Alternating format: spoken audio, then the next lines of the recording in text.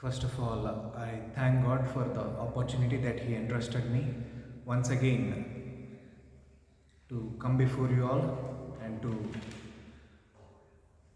speak from the Word of God, from the life of the Lord Jesus Christ.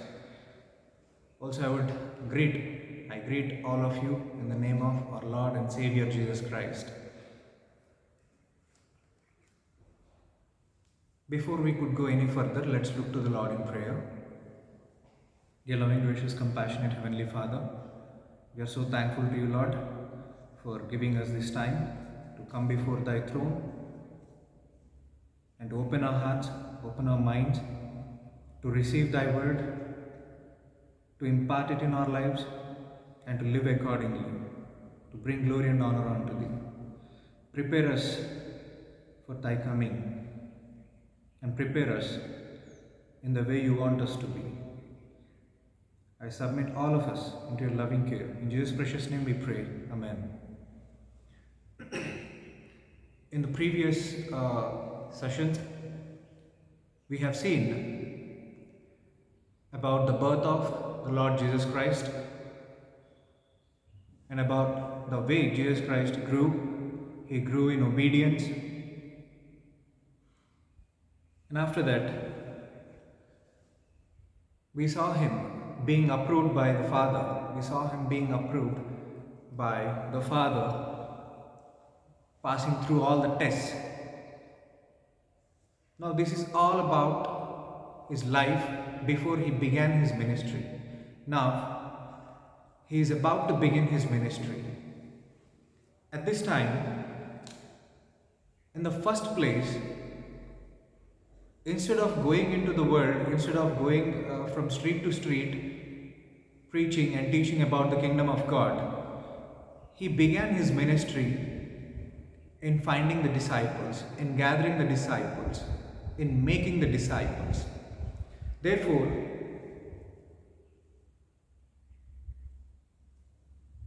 I want you to understand that preaching gospel is equally important with disciple making, or disciple making is equally important with preaching gospel. But unfortunately, most of the Christian leaders, elders, they focus on gospel preaching, evangelism, but unfortunately, they doesn't pay much attention towards gospel disciple making. Disciple making has become least bothered. Therefore, these days, if we observe in the most of the churches, we see no disciples, only the pastor leading the church for the past 10 years, for the past 20 years, 25 years. They doesn't want to grow. At the same time, they doesn't want their church to grow. And they doesn't want anybody to come into the service of God. Therefore, their positions are safe. Therefore, people would respect them. All the respect they can gather. They'll become the author for all the respect in the church, in the society. Therefore, they doesn't want anybody to come into the discipleship. They doesn't want to focus on discipleship. But if we thoroughly observe the scripture, right after being approved by God, the first thing that Jesus Christ did, the first work that Jesus Christ did was disciple making. In the first place, Jesus Christ chose 4 disciples and then he chose 7 disciples. After choosing them, they were with Jesus Christ, they went along with Jesus Christ, they were the direct witnesses of what all Jesus Christ did preach, and the miracles and the healings that were performed by the Lord Jesus Christ, they were the direct witnesses. Here at the end, Jesus Christ gave them some instructions. They were supposed to do some of the things as disciples. Therefore, we call it Great Commission. We will find it from Matthew chapter 28, verses 16 through 20. Matthew 28, verses 16 through 20. Then the 11 disciples went away into Galilee, into a mountain where Jesus had appointed them. And when they saw him, they worshipped him, but some doubted. And Jesus came and spake unto them, saying, All power is given unto me in heaven and in earth. Go ye therefore and teach all nations, baptize them in the name of the Father, and of the Son, and of the Holy Ghost. Verse 20.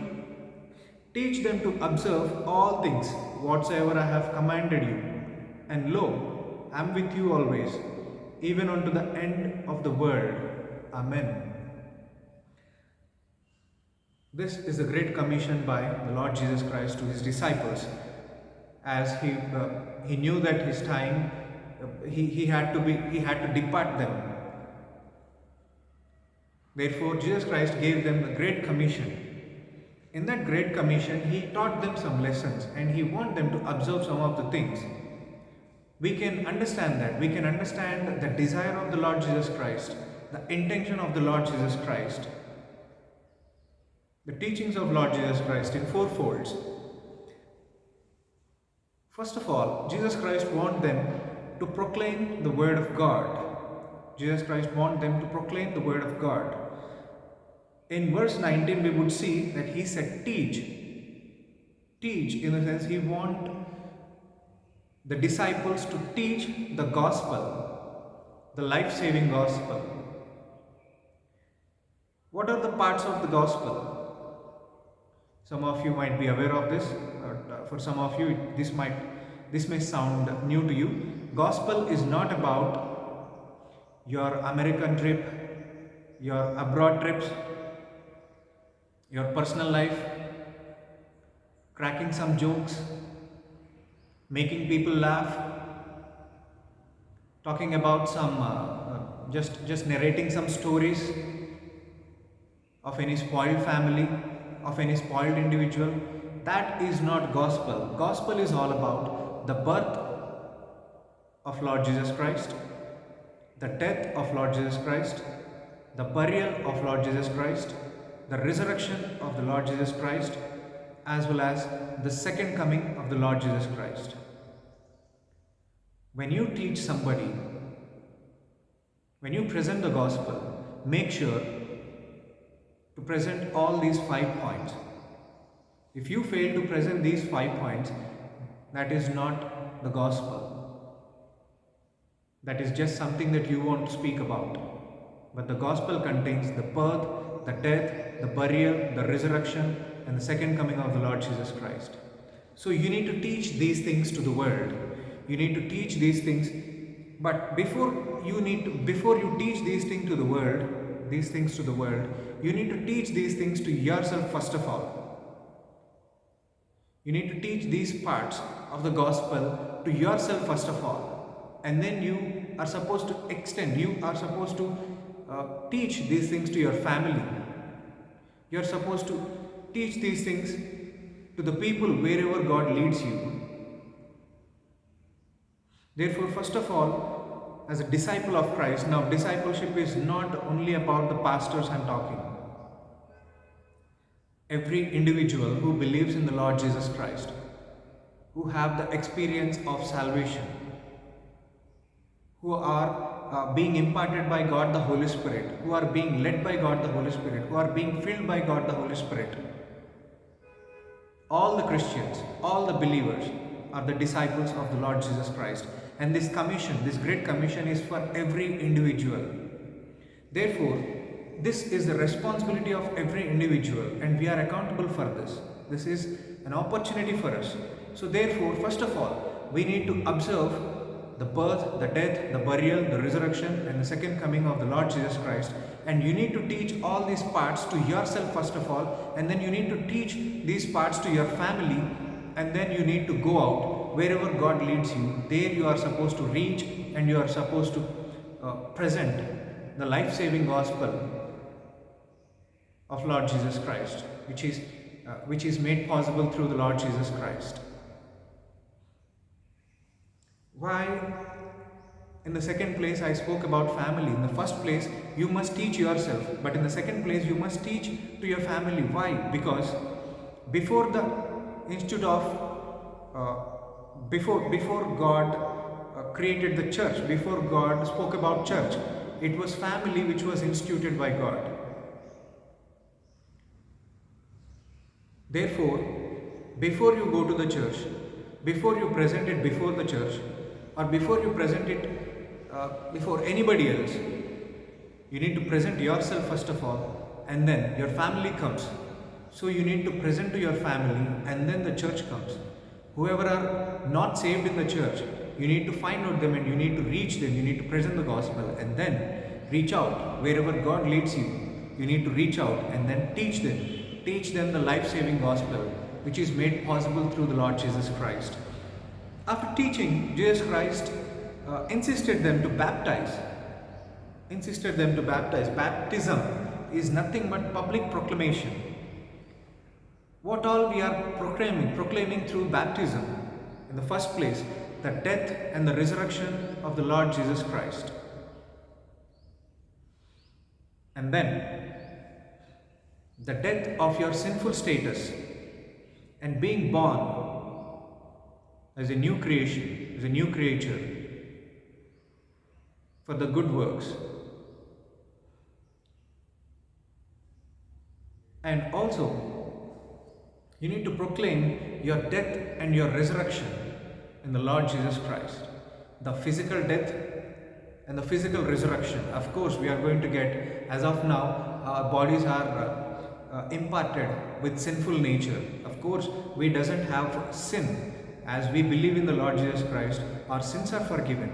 But we still possess our sinful natures. We still possess sinful natures. Therefore, we are going to die and we are going to be resurrected with the glorified bodies. So here we need to proclaim what we are supposed to proclaim. First of all, we are supposed to proclaim that Jesus Christ was dead for our sins and he was resurrected. And he is no more dead, he is alive. And then you need to proclaim that your sinful status is dead and you have become a new creation or a new creature in God. And also, you must be assured that you are going to die, but yet you are going to be resurrected with a glorified body. These things you must be confidently proclaiming to the world. Proclaim the God of Word. First of all, proclaim the Word of God. In that, we are supposed to teach. And then, in the second part, proclaim the God of Word. In that, we are supposed to proclaim that what we have received and what we have lost in the Lord Jesus Christ. In the third fold, proceed the Word of God. We need to proceed the Word of God. We need to push the Word of God forward. And for that reason, we have received the Word of God this day. Otherwise, we wouldn't have received the Word of God. Because the Word of God is pushed towards us, therefore we have received. We were able to grab the Word of God with the both of our hands. In this proceed the Word of God, we would see the word that Jesus Christ used was observe. Observe means, grammatically it is about present tense. It is present tense and there was no duration given that observe for a weekdays. He did not say that observe for a weekdays. He did not say observe for 10 days or he did not say observe for a month. But he said observe and there was no limitation. And in verse 20 we would see the words were used, end of the world, which means it is talking about, it says that we are supposed to observe the Word of God till our last breath. Or in simple terms, I can say observe whatever that Jesus Christ taught us, observe the Word of God till He comes or till we reach Him. So that far we are supposed to observe. In this observing the Word of God, what Jesus Christ said, In verse 20, teach them to observe all things whatsoever I have commanded you. Whatever Jesus Christ commanded, which means in a broad way we can understand that we are supposed to observe the word of God, which means not just about the two commandments, not just about the 10 commandments which are there in the Old Testament, but we are supposed to observe each and every word that is mentioned in the Holy Scripture. In this observation, we are supposed to observe three qualities or three steps of observations. First of all, you need to acquire the knowledge of the Word of God. You need to acquire the wisdom of the Word of God. You need to acquire the presence of God in your personal lives. And then we are supposed to assimilate in the sense it's talking about digestion. You are supposed to acquire the Word of God into you, and you are supposed to assimilate the Word of God in you. You are supposed to digest the Word of God. Let the knowledge and wisdom of the Word of God extend to each and every single cell of your body. Extend it to each and every corner of your heart, each and every corner of your mind, each and every corner of your life. Let the Word of God, let the knowledge and wisdom of the Word of God extend to each and every corner of your life.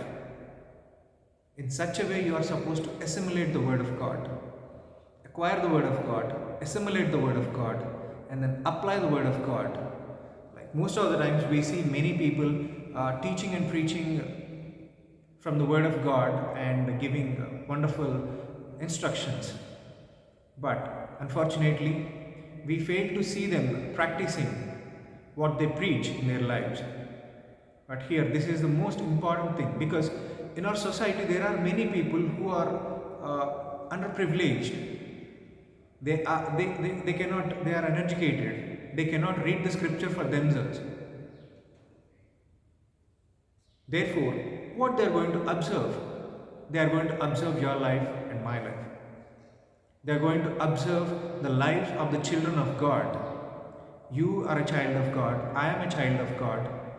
And they are uneducated. Since they cannot read the scripture for themselves and understand, therefore they will understand the love of Christ, the love of God in your life, in your attitudes, in your behavior. They are going to see the hand of God. They are going to witness the power of God. They are going to witness the compassion, the grace, the mercy, the guidance of God in and through your lives, in and through my life, in and through our lives. Therefore, it is very important for us to apply the Word of God, to apply the knowledge, wisdom, and love of God in our lives. Observe all the teachings of Christ. Observe all the teachings of the Word of God. Observation has no end. We are supposed to observe the teachings of the Word of God till the last breath of our lives, till He comes or till we go to Him. And in that, we are supposed to acquire the knowledge and wisdom of the Word of God. We are supposed to assimilate the knowledge and wisdom of the Word of God. And we are supposed to apply the knowledge and wisdom of the Word of God in our personal lives. Therefore, it is going to be beneficial for us, as well as it is going to be a strong witness or evidence of God to the underprivileged people. We understood that we are supposed to proclaim the Word of God and then proclaim the God of Word, proceed the Word of God. Now, we are going to understand how to proceed with the Word of God. Proceed Word of God, and now we are supposed to proceed with the Word of God. Of course, we know that the scripture says that Jesus Christ is the Word.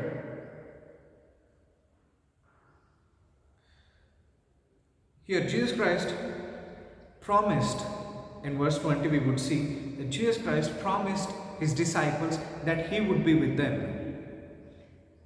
Look at the part B of verse 20 from Matthew 28. And lo, I am with you always. Which means here Jesus Christ's presence is with the disciples. Jesus Christ's presence was with the disciples always. He was assuring them, even unto the end of the world, even unto the end of the world, in the sense, Jesus Christ knows that they are not going to live unto the end of the world, which means here about what? About whom he is talking. For sure, those disciples are not going to live till the end of the world, and here Jesus Christ is assuring his presence till the time of the end of the world, which means he is talking about the further disciples who are going to come in the name of Christ. He is talking about further servants of God who are going to come, who are going to exist even at the times of the end of the world. And Jesus Christ's presence is assured that Jesus Christ is going to be with them. Jesus Christ is with them. He's not going to be, but Jesus Christ is with them. Jesus Christ was with the disciples. Jesus Christ was with the servants of God all across the church history. And Jesus Christ is with us. And Jesus Christ will be with the people, with the servants, with his servants, with his disciples till the end time of the world. And what can we learn from this? Of course, Jesus' presence is there, but this is more specifically about the Christian leaders I am talking. The Christian leaders must assure the elders, the Christian leaders, the parents, the Christian parents, you all must learn something from this.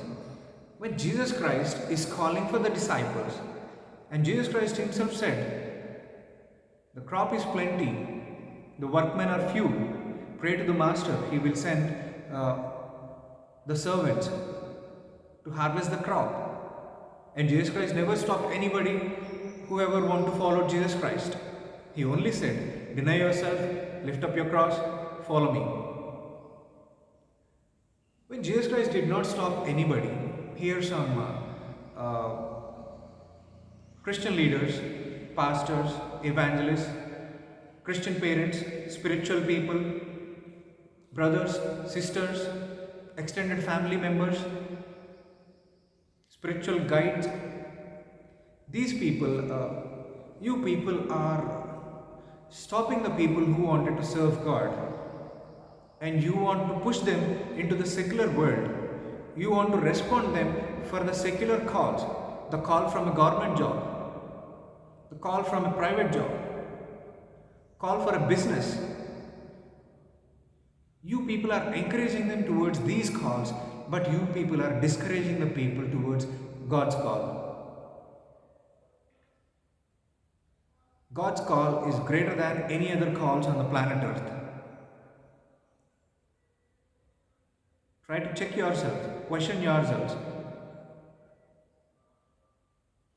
And then don't stop anybody, whoever are called by God to serve him, and whoever are interested voluntarily to come into the service of God, to come into the ministry, to come and serve God. Please don't stop them. Instead, you better support them like Lord Jesus Christ.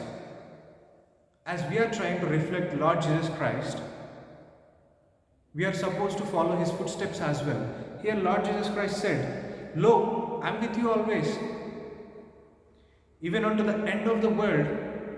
Here Jesus Christ is assuring his presence. Jesus Christ is with them. Jesus Christ was with them. Jesus Christ is with us. Therefore, you too be like Jesus Christ. Learn that quality of Lord Jesus Christ. Assure them, strengthen them, encourage them, push them forward. You walk with the Word of God and you proceed, the children of God, you proceed the chosen of God, and give your presence to them. Proclaim the Word of God. Proclaim the God of Word. Proceed the Word of God and proceed with the Word of God. Just like the way Jesus Christ assured us that He is with us, therefore you also assure the young believers, because they are the next generation. What else we can give to the next generation? They are the next generation. I have come up with a rough calculation to make you understand how important it is to make disciples. An average man, average individual can survive for approximately 70 years. 70 years in the sense 25,000 to 25,550 days. And in that 25 years they live for themselves, and then after 25 years, if at all, they start their service serving God and reaching out the nation, reaching out the world, reaching out the unsaved people. They may serve up to 45 years.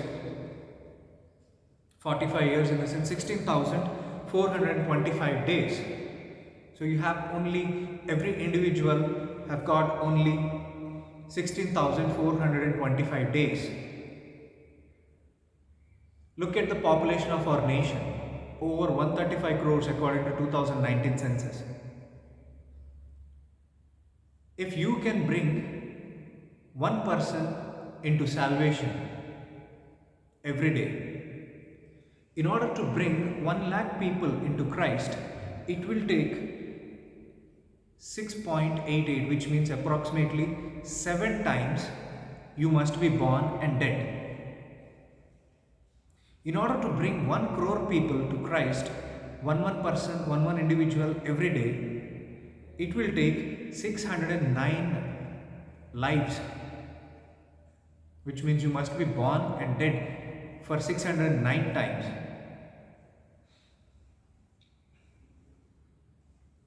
In order to bring all the people of our nation into salvation, into Christ, it will take 135 crores 3,81,375 days.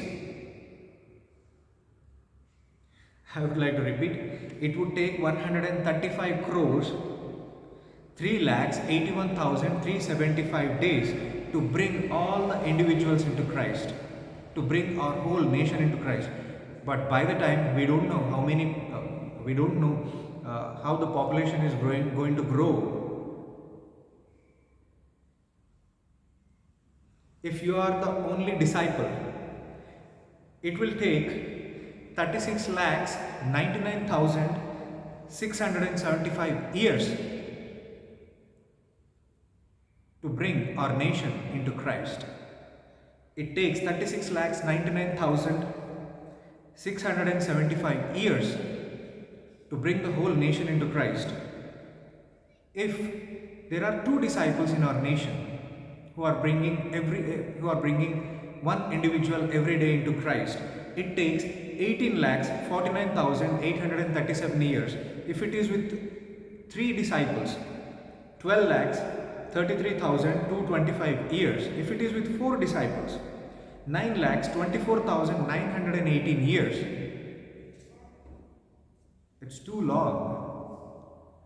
But if there are 1,50,000 sincere and faithful servants of God, disciples of God, who are bringing one individual every day, it takes approximately 25 years. Look at the necessity of disciples.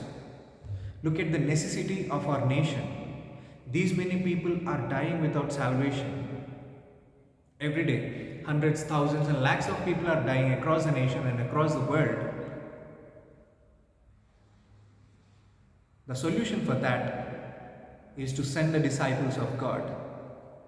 And that's what Jesus Christ did in the first place. He chose 12 disciples. The discipleship, the aspect of or the concept of making disciples was initiated by the Lord Jesus Christ. He initiated with 12 disciples, and then it went forward. It went on and went on and went on. It had come all across ancient church history, medieval church history, and modern church history till date. And I am the result of what Jesus Christ did start. And whoever are called, whoever are serving today, are the result of what Jesus Christ started 2000 years ago.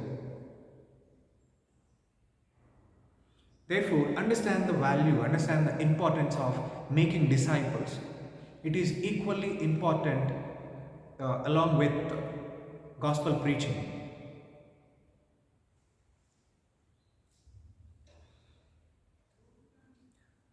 Being a disciple of Christ, now this is for the existing disciples of God. Being a disciple of Christ, if you are becoming a stumbling block for somebody, if you have become a hindrance for somebody who want to serve God, God would deal with you. And if you are serving God and exercising laziness or using your loose tongue, care for your deeds because God is watching you. Get rid of the laziness. Sit. Open your Bibles. Study the Word of God. Be rooted in the Word of God. Grow in the Word of God. Serve God based on His Word. Not based on your own standards, but serve God based on His standards. The standards which are described in the Word of God. Don't let your tongue be loose, but use it appropriately. Use it to present the Word of God. Because your negligence would cost the whole next generation. Therefore, don't be negligent. Be a good disciple of God. Don't be hindrance for the disciples whoever are voluntarily coming forward to serve God. And don't become hindrance to the chosen people of God. Don't become hindrance in the ministry. Don't only focus on preaching the gospel, but also focus on disciple making, because we don't know when God is going to lift you up. We don't know when God is going to lift me up or when God is going to take any of us. Therefore, in your absence, the church must not be broken. The church must not be shattered and become into pieces. But the church must be united. There shouldn't be any confusions. Therefore, you need to focus on successor. You need to focus on disciple making.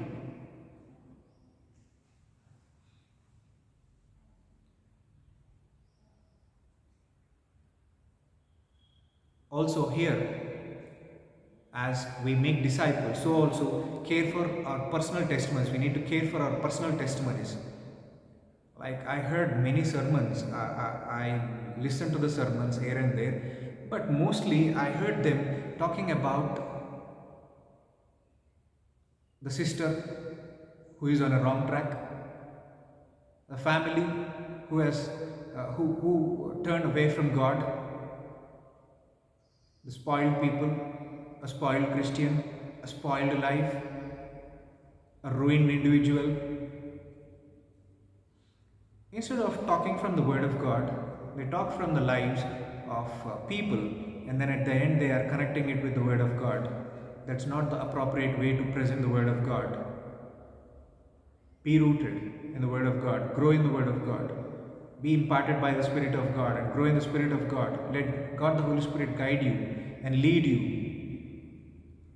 Gather your personal testimonies, gather the testimonies of others. Stand strong at all times. Don't become a hindrance or stumbling block for anybody, especially to the chosen. Serve God sincerely and encourage the people, encourage the chosen or called people to serve God sincerely. It's our responsibility to build and extend the kingdom of God. For that, disciple making plays crucial role. Keep these things or treasure these things in your heart and respond accordingly. God be with you all.